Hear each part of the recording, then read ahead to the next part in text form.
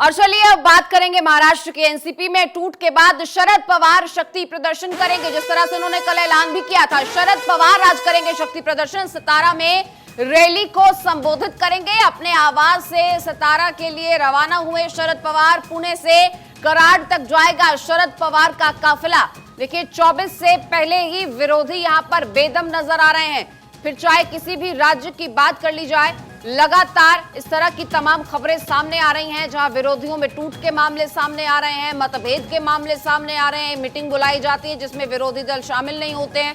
अब तस्वीरें आपकी टीवी स्क्रीन पर आप देख रहे हैं। शरद पवार अपने काफिले के साथ रवाना हो चुके हैं, शक्ति प्रदर्शन करेंगे। आज ये शक्ति प्रदर्शन होगा। सतारा में रैली को संबोधित भी करेंगे।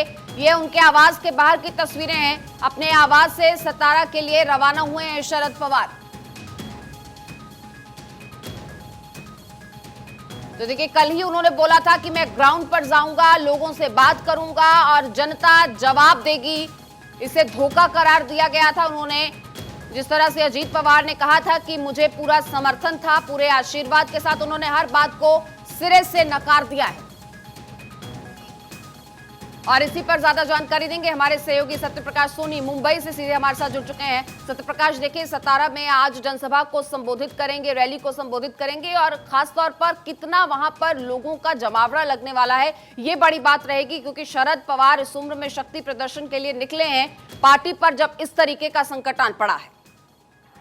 बिल्कुल, शरद पवार के सामने एक बड़ी चुनौती है, क्योंकि जिस तरह से अजीत पवार ने महज कुछ ही घंटों में बैठक से निकले और सीधे जो है डिप्टी सीएम की शपथ ले ली। उसके बाद उनके साथी जो 8 विधायक है उन्होंने भी शपथ ले ली। उसके बाद अजीत पवार ये कहते हैं कि पार्टी और निशान दोनों उनके पास रहेंगे और इसके लिए वह दावा भी करते हैं। इस दावे के साथ जो है शरद पवार ने कल ही कह दिया था कि यह बगावत है और उस बगावत का जवाब वह देंगे। उसकी तैयारियां उन्होंने कल ही शुरू कर दी थी और आज जो है शरद पवार जो है सतारा में बड़ी रैली को संबोधित करेंगे। हालांकि यह रैली पहले ही निर्धारित की गई थी, लेकिन बीच में जो है इसे स्थगित करने की बात कही गई थी। लेकिन जिस तरह से शरद पवार ने बताया कि एक बार फिर से पार्टी को खड़ा करेंगे और बड़ा करेंगे, क्योंकि शरद पवार के सामने बहुत बड़ी चुनौती है, क्योंकि एक साथ जो है इतने विधायकों का बगावत कर देना, फिर पार्टी में फूट डालना, कि पार्टी उनकी है। इसको लेकर शरद पवार की तैयारियां शुरू हो गई है। माना जा रहा है कि लाखों की संख्या में जो है सतारा में एनसीपी कार्यकर्ता। बिल्कुल, आपके पास लौटूंगे। फिलहाल संजय राउत कुछ कह रहे हैं, सुन लेते हैं क्या कह रहे हैं। लेकिन उससे बीजेपी को कोई फायदा नहीं होगा। लोग गुस्से में है महाराष्ट्र के और हम लड़ने के लिए तैयार हैं। हमारे चले गए या एनसीपी के चले गए, एनसीपी के चले गए इसलिए हम खुश नहीं है और शिवसेना टूट गई इसलिए एनसीपी खुश नहीं है। हम सब मिलकर लड़ने वाले हैं। महाराष्ट्र में आश्चर्य है कि 2 दिन पहले मुख्यमंत्री अब प्रधानमंत्री जी भोपाल की अपनी सभा में एनसीपी के ऊपर भ्रष्टाचार का सबसे बड़ा आरोप करते हैं और जिनके ऊपर ये भ्रष्टाचार के दाग है वो सभी को आप दूसरे दिन शपथ देते हो राजभवन में। ये कौन सी राजनीति है? आप लोगों को मूर्ख मत बनाइए और लोग मूर्ख नहीं बनेंगे, जनता मूर्ख नहीं बनेगी। जिसने भी शपथ ली है सबके ऊपर दाग है और भारतीय जनता पार्टी तो उनके खिलाफ बहुत बड़ा एक मूवमेंट आंदोलन चला रही थी। ये भ्रष्टाचार, उनको जेल में जाना चाहिए। आप देखिए देवेंद्र जी का भाषण, अजीत पवार जेल में चक्की पीसेंगे, छगन भुजबल चक्की पीसेंगे। अब चक्की कौन पीस रहा है? ये देश की राजनीति से और लोकतंत्र से खिलवाड़ हो रहा है। सर, महाराष्ट्र में खासकर मुंबई में दादर इलाके में एक पोस्टर लगा हुआ है। पोस्टर में शिवसेना प्रमुख जो अभी उद्धव ठाकरे हैं, राज ठाकरे और बाला साहब का फोटो है। कहा कि क्या ये लोग साथ नहीं आ सकते हैं? जो भी स्थिति जो महाराष्ट्र की जनता हमारे साथ है और साथ रहेगी। जनता साथ है, जनता हमको साथ देने वाली है।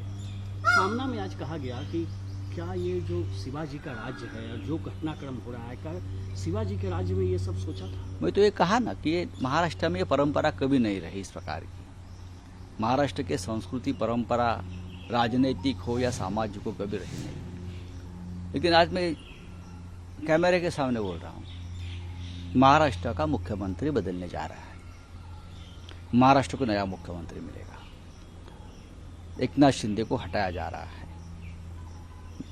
जो चल रहा है एक केस डिस्क्वालिफिकेशन का, उसमें एकनाथ शिंदे के साथ 16 जो विधायक है वो डिस्क्वालीफाई होने जा रहे हैं। इसलिए ये अजीत पवार जी को भागम भाग में अपने पार्टी में लिया है और अजीत पवार मुख्यमंत्री बनने जा रहे हैं।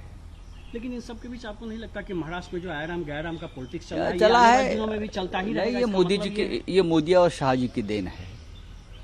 ये इस देश की राजनीति को हम उनसे उम्मीद कर रहे थे, नैतिकता की, एक अच्छी राजनीति की। जब सत्ता पे आए कांग्रेस इसलिए तो हार गई और उनको वोट मिला, लेकिन आप तो कांग्रेस से भी बेहतर काम कर रहे हो।